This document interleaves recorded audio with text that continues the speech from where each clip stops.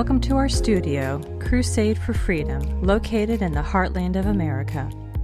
Our desire is to be a symbol of hope by spreading the message of freedom to millions. We encourage everyone to visit our website at crusadeforfreedom.com. That's crusade, the number 4, freedom.com. Please be sure to subscribe to our website and like us on Facebook. We are so glad you stopped by today and hope you will keep coming back.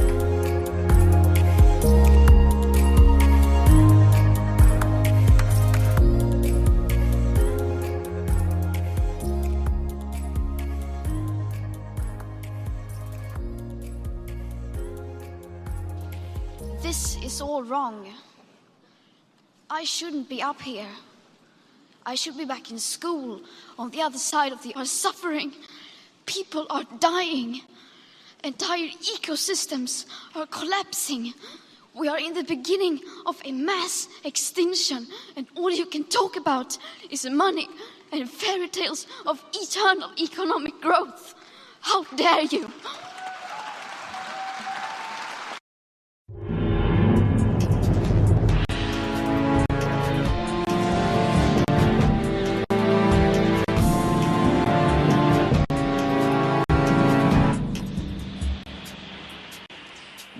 Welcome to Kampong Tom, cradle of Pol Pot, the sadly famous Khmer Rouge leader.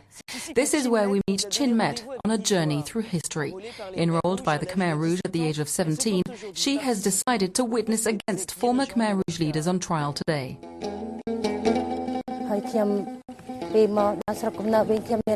When I come back to my native village, I feel sad because I've lost all I had here. Just like her village, Chin Met still bears the marks of that painful era.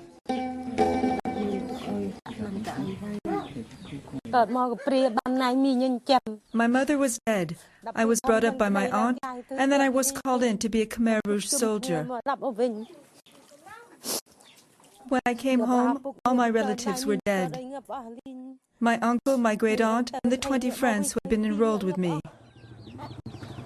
Chin Met's life changed drastically in 1974 when she was enrolled by the Khmer Rouge along with all the other young people in her village. She didn't yet know she was about to serve a regime of terror which would lead to the death of some 2 million Cambodians, around 1/5 of the country's population. It's in this very school that Chin Met and her fellow female recruits were re-educated by the party to serve the revolution.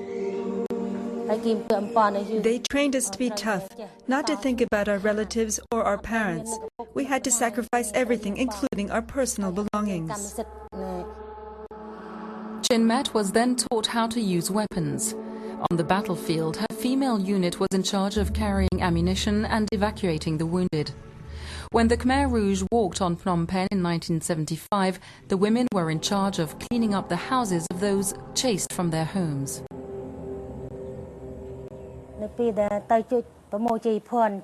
When I was cleaning up the people's belongings, I saw dead bodies in the houses. The Khmer Rouge soldiers evacuated the town over 3 days. Everyone had to leave. There were people who didn't want to leave their belongings behind, and old people who didn't want to or couldn't leave their homes. They were killed on the spot.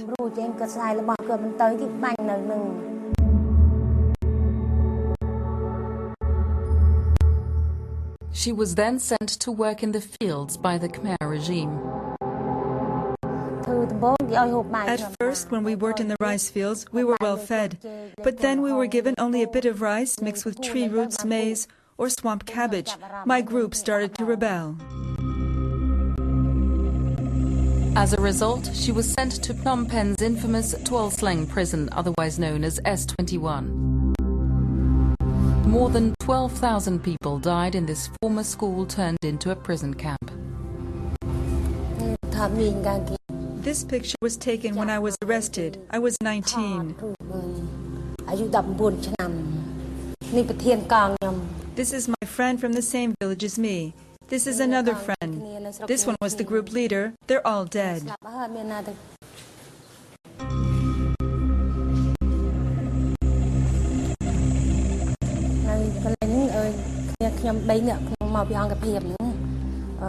I was held captive here. There were 3 of us in here for nearly a month.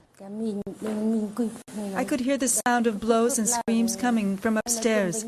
That's where I was interrogated and tortured. I still have the scars.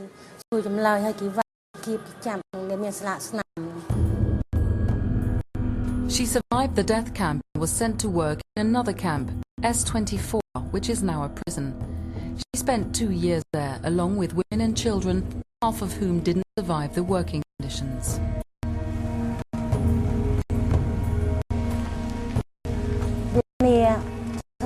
It was hell, worse than death. I worked the fields, I was tortured. I built dams, I dug dikes. We pulled the cart instead of oxes to plow the fields. My feet were full of sores, my face was covered with skin disease. We were so thin that when we crouched, our knees reached up over our heads. When the Vietnamese took over Phnom Penh in 1979, the Khmer Rouge forced her to flee to the mountains with them. She was captured by the Vietnamese a year later and then released. After years of silence, Chin Met decided to face up to the past by bearing witness at the trials of former Khmer Rouge leaders. The first opened in 2009. She was the first female survivor to testify against Doik, former head of the S21 and S24 camps.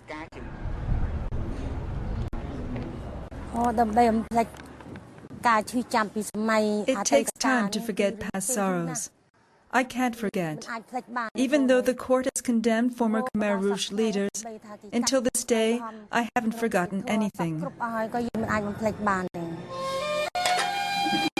For a while, Chin Met lived in fear of reprisals from families of those who were put on trial. It's the price to pay, she says, to be rehabilitated as a member of her community and help build a better future for her country. She will be called in to witness again at future trials. It's important to win the trials against those who are still alive, so that Cambodians and the new generation know the truth about what happened. And it will set an example for today's leaders, so they don't follow in the steps of the Khmer Rouge. Many Cambodians still bear the weight of history. Join us for the next chapter of our Cambodian edition of Women in War and meet Davi Tit, whose life is spent helping others cope with the past.